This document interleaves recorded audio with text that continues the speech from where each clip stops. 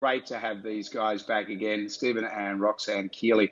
We spoke so much last time, from everything from Elton John getting his nodules worked on to just actually not having your nodules worked out and doing it naturally. So I've been doing all my vocal exercises. I've been talking from my diaphragm, largely thanks to you guys. But what we didn't really go into depth about was Busy Izzy and Friends, and you guys are the brainchild behind Busy Izzy and Friends.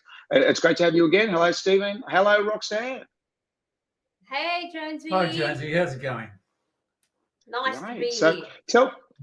tell us about Busy Izzy and Friends. What's that about? Well, do you want to start? Well, it's why should I start? Okay. You came up with the idea. This was Roxanne's idea, her kernel of an idea that came to her, some years ago, where she's been writing for many years. And this was one of her ideas that she came up with to do with a young girl, a 12-year-old girl who's got an eclectic group of friends. And basically they have adventures together.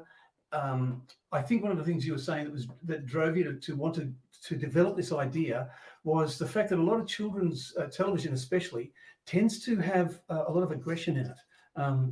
It's because they want things to happen, they want to drive things, but a lot of the plots were driven by aggressive things going on between the characters. And she was going, I don't like this idea. I don't think it's a great thing to be introducing to children. So wouldn't it be better to have the challenges coming from outside the group and letting the children use their human interaction, their cooperation to overcome these challenges? So that was kind of where we started from. Because, as you know, we spoke last time, we're both songwriters, so we couldn't help but want to start writing songs about it, which we've done. And over the years, we've now developed maybe 20, 30 songs. Or more, yeah. So it's How have I done? Did I kick it off pretty well for you? Yes, very. And, because some of the older cartoons, I mean, they're fantastic cartoons, but when you look at somebody, for example, like the old cartoon like Wile E. Coyote and the Roadrunner, I mean, the whole 5-10 minutes of that, every episode is about Wile E. Coyote trying to kill the Roadrunner, and it's how he's going to do it, how he's going to bomb it, he's going to. So it's by the same token, I felt as though there was a certain charm about the Wile E. Coyote and the Roadrunner things that kind of seems to be missing from more modern, aggressive ones anyway. Because poor old Wiley, to me, it was a philosophy lesson for Wile E. Coyote. You're never going to capture. Never got him.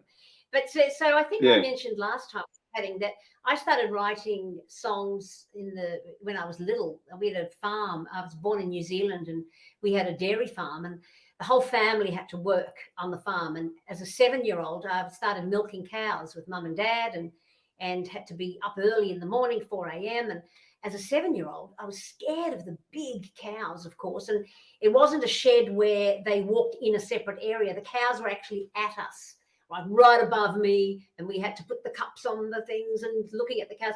And so I was always writing songs and singing songs. And I remember Dad yelling out, "Are you milking the cows?" "Yes, I'm milking and writing songs," and just to take my mind off it. And so I wrote songs about the cows, and the cows were my favorite pets. I just loved them, and we had calf club days at the school, and it was just it was a great time in my life, being raised on a farm from birth to, I think I left the farm at 16, and it was fabulous. And it was everything about homegrown vegetables. Everything was natural and organic, and Mum made all of our clothes from underwear to coats. And I think Busy Izzy subconsciously is a little bit of my mum and a little bit of our students. Because, we've got characters, we've got a talkative Tess character. And Stephen and I have an eclectic lot of students who come from all different areas, different, cultures. And so talkative Tess is a little talkative one. And I think it's based on probably a few of my students. And just subconsciously, without realizing it, there's a little character called Even Evan. Even Evan just turned 7, couldn't wait to be 8. Because he loved everything even. So he would go 1, 3, 5, 7. Something's odd, says Even Evan.